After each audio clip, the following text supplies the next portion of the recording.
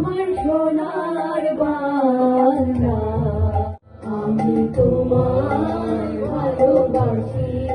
অত্যন্ত উচ্ছ্বাস আর আনন্দঘন পরিবেশের মধ্য দিয়ে কানেক্ট বাংলাদেশ ইউকের অভিষেক ও বিজয় দিবস উদযাপিত হয়েছে।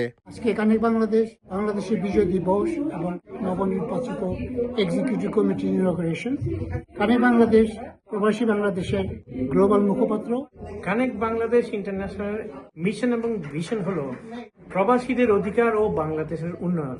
কানেক্ট বাংলাদেশকে নিয়ে বাংলাদেশের যারা বিদেশে অবস্থান করছে তাদের দাবি দাওয়া নিয়ে কাজ করে যাচ্ছে।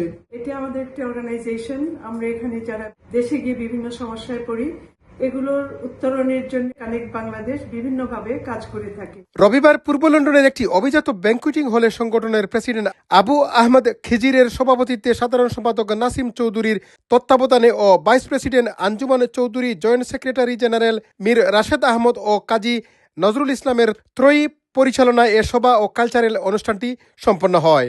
এতে প্রধান অতিথি হিসেবে উপস্থিত ছিলেন British work and pension minister sir Stephen stems MP. বিশেষ অতিথি ছিলেন ক্যাম্পডেন বারা মেয়র কাউন্সিলর সামান্তা খাতুন সহ ব্রিটিশ বাঙালি কমিউনিটির বিভিন্ন পেশাজীবী ও সামাজিক সংগঠনের সম্ভ্রান্ত ব্যক্তিবর্গ। Welcome the work of Connect Bangladesh International in linking up the UK and Bangladesh, particularly good occasion for this victory day for Bangladesh when everybody remembers. I just want to say that it's really important for us to sort of build a connection with the Bangladeshi community in UK and in Bangladesh as well.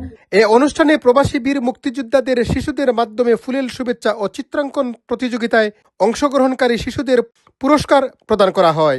দেয়া হয় প্রধান অতিথি British minister sir Stephen Timms এমপিকে সম্মাননা ক্রেস্ট। সবার শুরুতে পবিত্র কোরআন থেকে তেলাওয়াত করেন মাসুদ তরফদার। পরিশেষে ছিল মনোজ্ঞ সাংস্কৃতিক অনুষ্ঠান ও সুস্বাদু খাবার পরিবেশনা।